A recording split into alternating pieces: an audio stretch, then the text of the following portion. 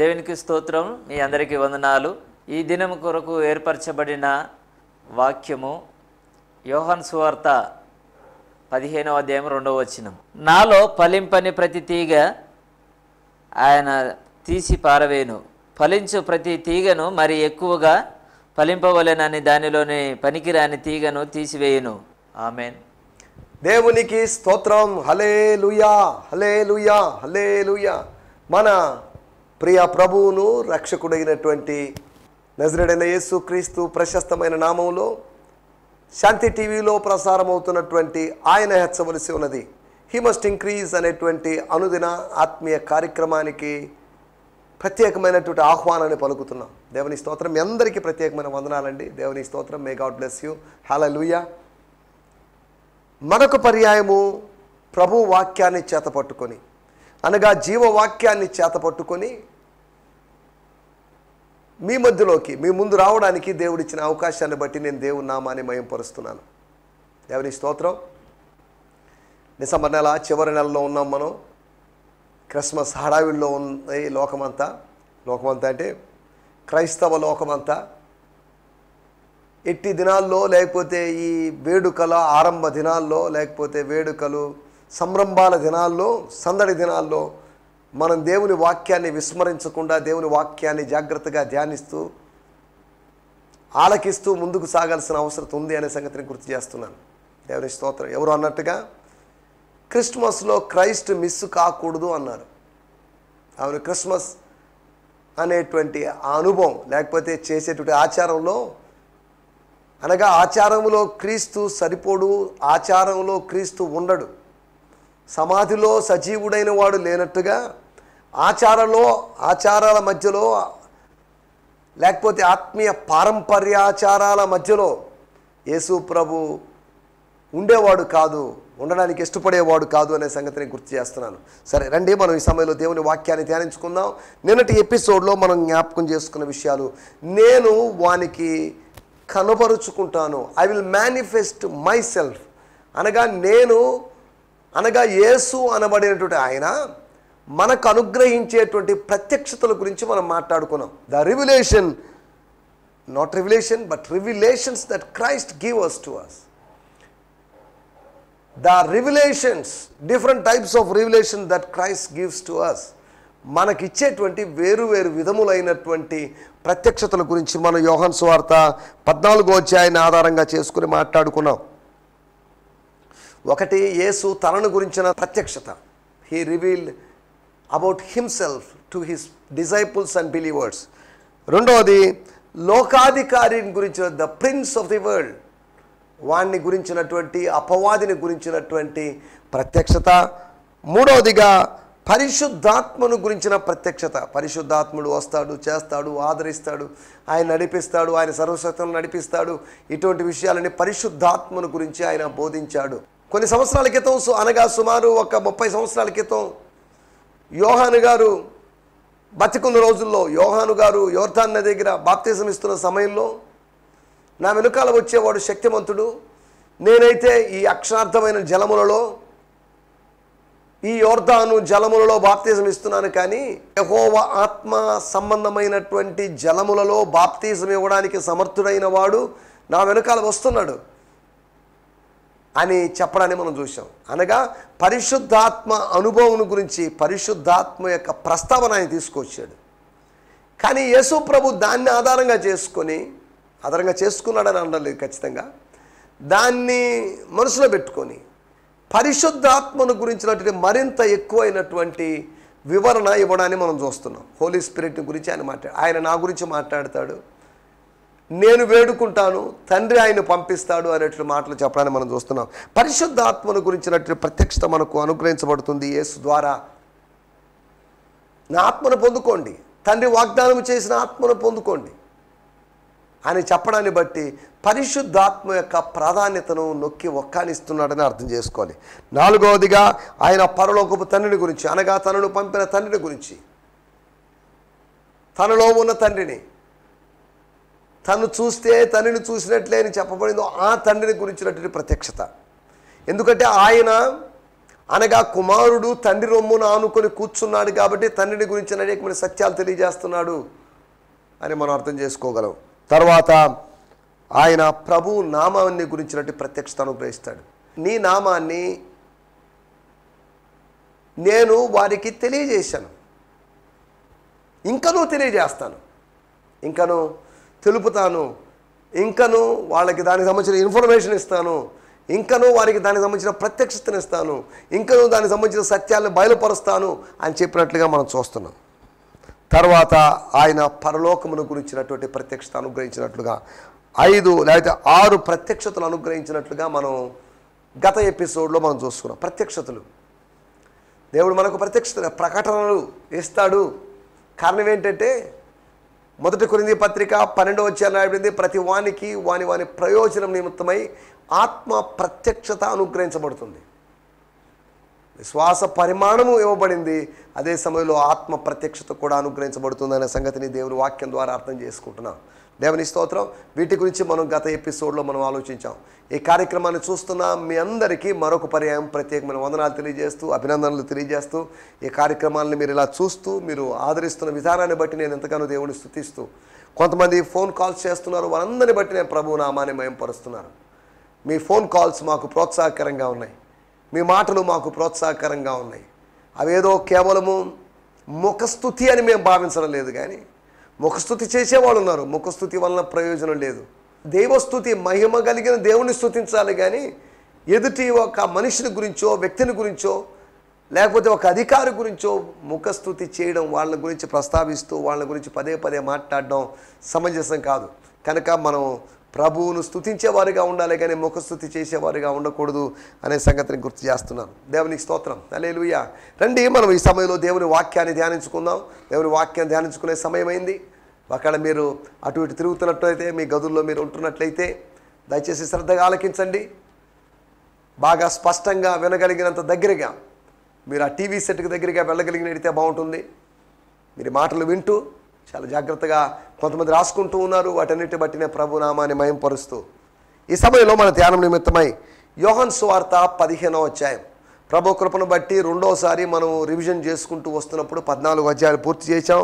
ఇప్పుడు ఒక అధ్యాయం నుంచి ఒక 3-4 అంతకుమించి ఎక్కువ సందేశాలు మనం చెప్పుకోలేని పరిస్థితి. కారణం ఏంటంటే మనకు కొన్ని రోజులు మాత్రమే ఉన్నాయి. తర్వాత మనం వేరొక పుస్తకంలోకి లేకపోతే అపోస్తుల కార్యములు ధ్యానాల్లోకి వెళ్ళబోతున్నాం అనే సంగతిని మీకు గుర్తు చేస్తున్నాను. దేవుని స్తోత్రం. హల్లెలూయా. ఈ సమయంలో మనం చూడబోతున్నటువంటి మాట యోహాను సువార్త 15వ అధ్యాయము 2వ వచనము. యోహాను సువార్త 15:2. Gospel according to John 15th chapter verse 2. స్తోత్రం. నాలో ఫలింపని ప్రతి తీగను, నాలో ఫలింపనటువంటి ప్రతి తీగను ఆయన తీసి పారవేను. ఆయన అనగా తండ్రి, వ్యవసాయకుడైన తండ్రి తీసి పారేస్తాడు. ఫలించు ప్రతి తీగను మరి ఎక్కువగా ఫలింపవలెనని దానిలోని పనికిరాని తీగను తీసివేయును. దేవుని స్తోత్రం. వాడుక భాషలో కూడా చదువుకుందాం. దానికి ముందుగా నేను బ్రియాన్ సిమ్మన్స్ గారి టీపీటీ ద ప్యాషన్ ట్రాన్స్లేషన్ వచ్చిన చదువుతున్నాను. He cares for the branches connected to me. అన్ని బ్రాంచెస్ గురించి కాదు, he cares for the branches connected to me by, ఏ విధంగా, how he is showing his care by lifting and propping up the fruitless branches and pruning every fruitful branch to yield a great harvest, greater harvest. దేవుని స్తోత్రం. మరలా చదువుతున్నాను. God cares, or my father cares for the branches. ఎన్ని branches మనకు తెలియదు. Branches, whoever, whatever may be the branch connected to me, to Jesus, connected to Jesus. దేవుని స్తోత్రం. ఎవరైతే కుమారునితో కనెక్ట్ అయి ఉంటారో వారిని తండ్రి వదిలిపెట్టడు, వారి విషయంలో బాధ్యత తీసుకుంటాడు, వారి విషయంలో శ్రద్ధ తీసుకుంటాడు.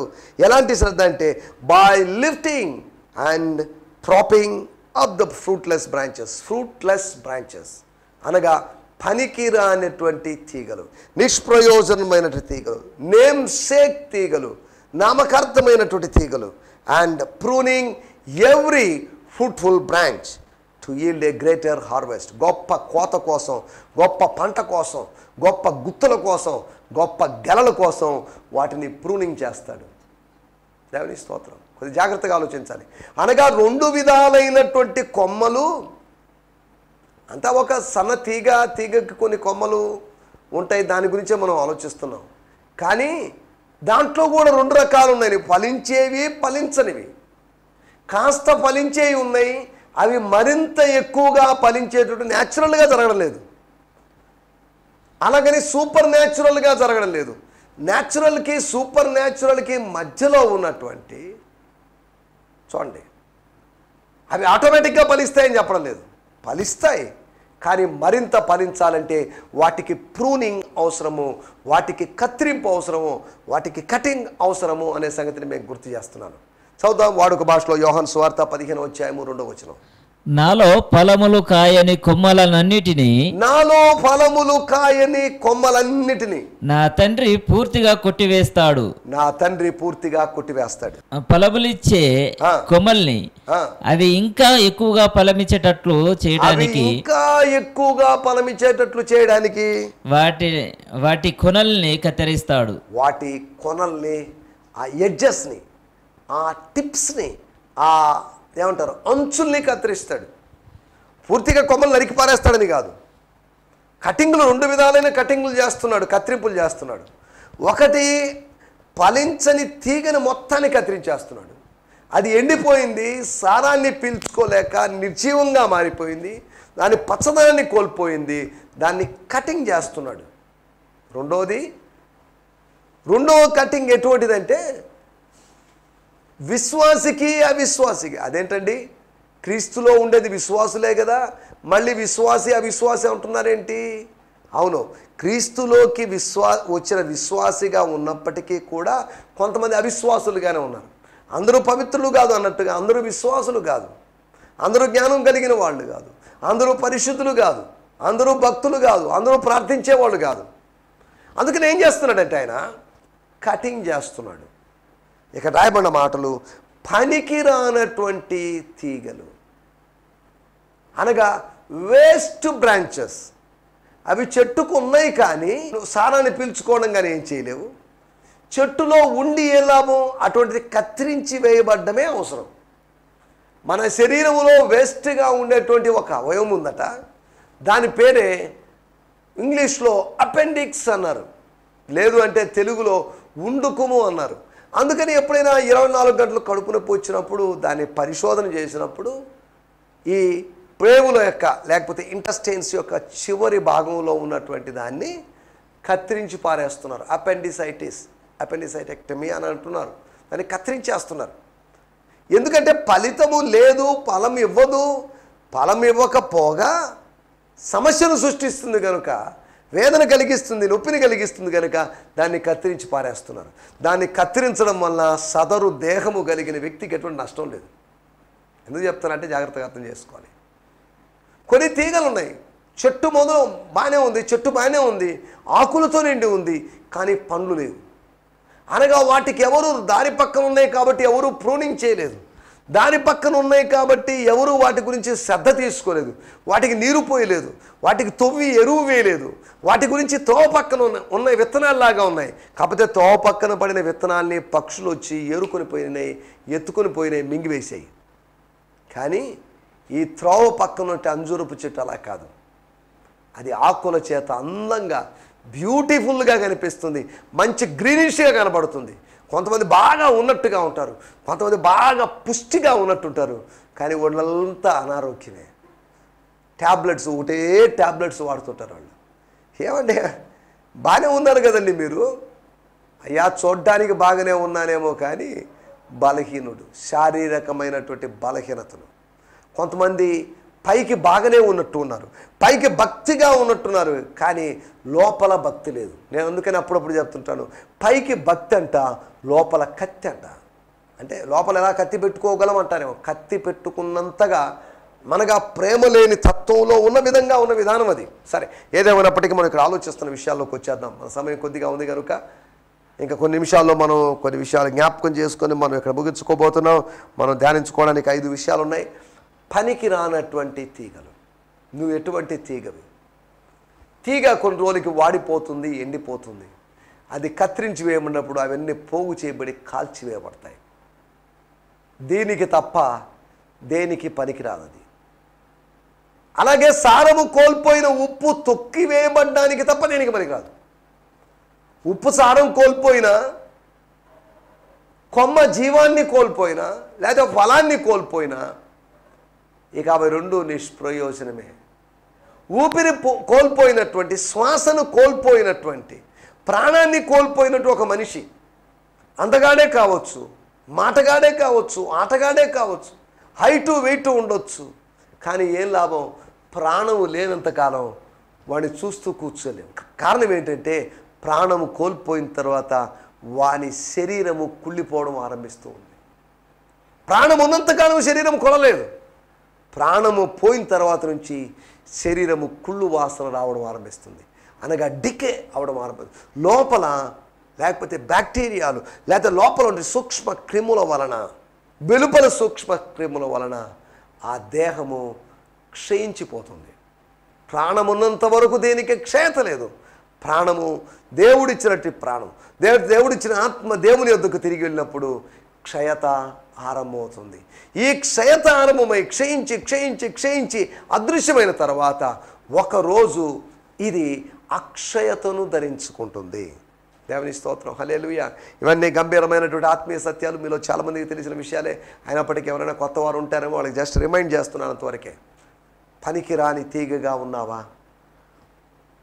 కొన్ని తీగలు పనికిరాని తీగలుగానే ఉంటాయి. సియోనులో నిర్విచారముగా ఉన్నటువంటి తీగలు ఉన్నాయి, కొన్ని కొమ్మలు ఉన్నాయి. అనగా సియోనులో దేవుని సన్నిధిలోకి వచ్చి భారము లేకుండా, దేవుని సేవలోకి వచ్చి భారము లేకుండా, కడుపే వారి దేవుడిగా చేసుకొని, జోబే వారి దేవుడిగా చేసుకొని, pocket is their god, their belly is their god, వారి బాహుబలమే వారికి దేవత, అనగా వారి స్ట్రెంగ్త్, వారి షోల్డర్ స్ట్రెంగ్త్ వారికి దేవత అన్నట్టుగా ఇవి కొంతమంది యొక్క పరిస్థితులు. జాగ్రత్తగా ఆలోచిద్దాం. పనికిరానటువంటి తీగలు, 4 పనికిరాని తీగల గురించి నేను మీకు జ్ఞాపకం చేస్తాను. మొట్టమొదటి మాట యోహాను సువార్త 6వ అధ్యాయము 66వ వచనం. యోహాను సువార్త 6వ అధ్యాయము 66వ వచనం. అప్పటి నుండి ఆయన శిష్యులలో అనేకులు వెనక తీసి మరి ఎన్నడను ఆయనను వెంబడింపలేదు. ఆయనను అనగా తమను పిలిచినటువంటి ప్రభువుని, అనగా వాళ్ళు మనుషులను పట్టు జాలరుగా మారక ముందే, అనగా ఆ ప్రాసెస్లో ఉంటుండగానే, పర్ఫెక్షన్లోకి రాకుండా ప్రాక్టీస్లో ఉంటుండగానే, పర్ఫెక్షన్లోకి రాకముందే వాళ్ళు అక్కడి నుంచి గుడ్ బై చెప్పి వెళ్ళినట్టుగా, దాన్ని వదిలినట్టుగా మనం చూస్తున్నాం. And so from the time on many of the disciples turn their backs on Jesus and refuse to be associated with him. స్తోత్రం. ఒకటి, కొన్ని తీగలు, ఇంచుమించు ఇక్కడ మనకు 58 తీగలు కనిపిస్తాయి. అనగా యేసు ప్రభు కూడా 70 మంది శిష్యులు, వాళ్ళలో 12 మంది మిగిలారు. అనగా ఈ 58 తీగలు కత్తిరించి పడేసినటువంటి సందర్భం. ఒక ద్రాక్షావళి నుంచి 58 తీగలని కత్తిరించినటువంటి సందర్భం. ఈ రోజుల్లో కూడా సంఘపు ద్రాక్షావళుల్లో కత్తిరించాల్సినటువంటి తీగలు చాలా ఉన్నాయి. పనికిరాని తీగలు ఉన్నాయి. వాక్యం తెలియదు, రాజ్యం సంబంధులుగా ఉండరు వాళ్ళు, కానీ రాజకీయాలు చేయడానికి ముందుంటారు, పెత్తనాలు చేయడానికి ముందుంటారు, కానీ ప్రార్థన చేయడానికి ముందుంటారు. చూడండి ఎంత విచారకరమైన విషయం. సంఘానికి వచ్చి పెత్తనాలు చేయడానికి కాదు, సంఘానికి వచ్చి విమర్శించడానికి కాదు, సంఘాలకు వచ్చి లెక్కలు అడగడానికి కాదు, సంఘాలకు వచ్చి ఇంకా వ్యక్తిగతమైన విషయాల సాధన కోసం కాదు మనం సంఘానికి వచ్చేది. సహవాసానికి వచ్చేయడం దాని యొక్క ఉద్దేశం అది కాదు. ఫలించనటువంటి కొన్ని తీగలు, ఒక సేవకుడిగా ఉండి మేము వీటన్నిటిని కత్తిరించలేము, కాదు వారి ప్రాధాన్యతను తగ్గించగలమేమో, కానీ వాళ్ళని కత్తిరించి మీరు వస్తే అంత, రాకపోతే అంత, మీరు వెళ్ళిపోండి, గెట్అవుట్ అని ఇలా ప్రతి వాళ్ళతో చెప్పుకుంటూ వచ్చామనుకోండి, సంఘము న్యూమరికల్గా సంఖ్యాపరంగా ఎదిగేటువంటి అవకాశం ఉండదు.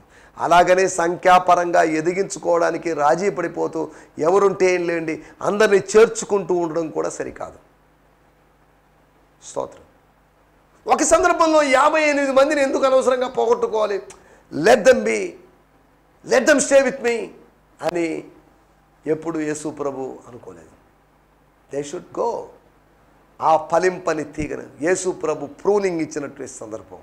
యేసు ప్రభు మాటను బట్టి అభ్యంతరపడి 58 మంది వెళ్ళిపోయారు. ఒకటి, కొందరు శిష్యులు వాళ్ళు పనికిరాని తీగలుగా ఉన్నారు, ఫలించనటువంటి తీగలుగా ఉన్నారు, ఆత్మఫలాలు కనిపించని తీగలుగా ఉన్నారు. రెండో విషయాన్ని నేను మీకు జ్ఞాపకం చేస్తాను. యోహాను సువార్త 13వ అధ్యాయము 30వ వచనము. యోహాను సువార్త 13వ అధ్యాయము 30వ వచనం. స్తోత్రం.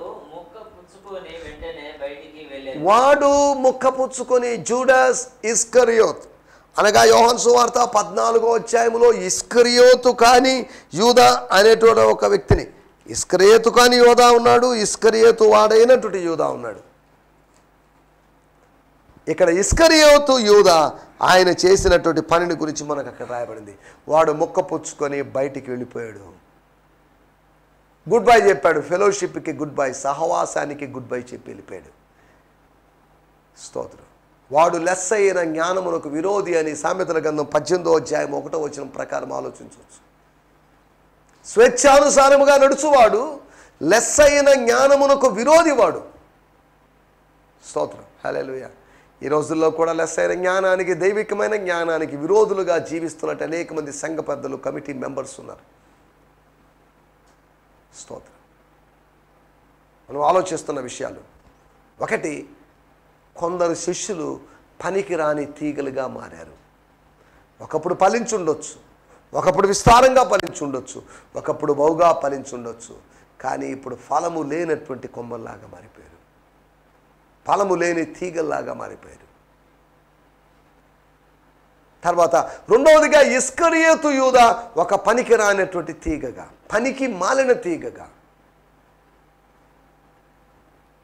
అలా మారిపోవడాన్ని మనం చూస్తున్నాం. ఆ రాత్రి ఆ చీకటిలో పస్కా పండగ పూర్తిగా ఆచరణ జరగడానికి ముందే అతను వాళ్ళందరికీ కనీసం ఎవరికి గుడ్ బై చెప్పకుండా వెళ్ళిన సందర్భాన్ని మనం అక్కడ చూస్తున్నాం.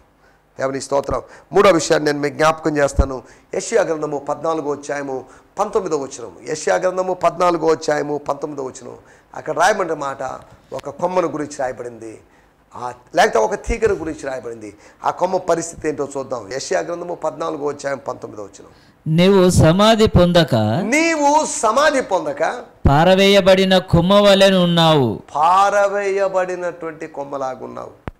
యెహెజ్కేలు గ్రంథము 28వ అధ్యాయాన్ని మనం ఆలోచిస్తే, అధ్యాయ ప్రకారం దీనికి దానికి కనెక్టివ్గా మనం కనెక్ట్ చేసి ఆలోచిస్తే, తూరు దేశపు అధిపతిని గురించి అక్కడ రాయబడిన మాట, వాడు ఫలించకుండా ఉన్నాడు, వాడు సమాధి పొందక పారవేయబడిన, అనగా కత్తిరించి పారవేయబడినటువంటి, ద్రాక్షావళి నుంచి, కొమ్మ నుంచి, లేకపోతే కాండం నుంచి వేరు చేయబడినటువంటి కొమ్మలాగా, పారవేయబడినటువంటి కొమ్మగా, థ్రోన్ అవే బ్రాంచ్గా, ఇక జీవాన్ని కోల్పోయినటువంటి వాడుగా, భూమితో సంబంధం లేనివాడుగా, భూమితో నాటబడని విధంగా ఉన్నాడు.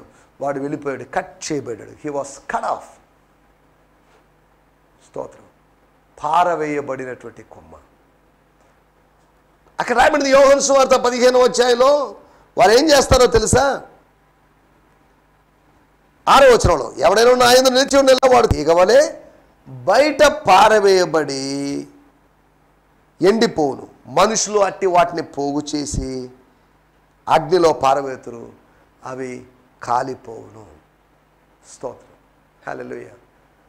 పారవేయబడినటువంటి కొమ్మని, పారవేయబడిన తీగ, లూసిఫర్ పరలోకము నుంచి పారవేయబడిన కొమ్మలాగా ఉన్నాడు. దేవుని యొక్క తీర్పును అనుభవించాడు, త్రోసివేయబడ్డాడు. న్యాయాధిపతి అయిన దేవుని చేతిలో పడ్డం భయంకరమనే సంగతి గుర్తించనటువంటి వాడు దేవుని దిక్క నుంచి దేవుని కన్నా ఉన్నతమైన స్థానానికి వెళ్ళిపోవాలని ఆ స్థానాన్ని సృష్టించుకొని దేవునికి పైగా అతిశయించాలని చూశాడు. కానీ అతని పరిస్థితి దారుణంగా మారిందనే సంగతి మనకు తెలుసు. స్తోత్రం. 4వ విషయాన్ని నేను మీకు జ్ఞాపకం చేసి ముగిస్తాను. ఒకటి, కొందరు శిష్యులు పనికిరాని తీగలు, అంతేకాకుండా యూదా ఇస్కరియోతు పనికిరాని తీగ.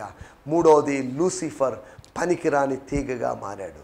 4వ విషయాన్ని నేను మీకు జ్ఞాపకం చేస్తాను. అపోస్తల కార్యములు 15వ అధ్యాయము 38. అయితే పౌలు పంపులియలను పని కొరకు తమతో కూడా రాక తమను విడిచిన వానిని వెంటబెట్టుకొని పోవుట యుక్తం కాదని తలంచెను.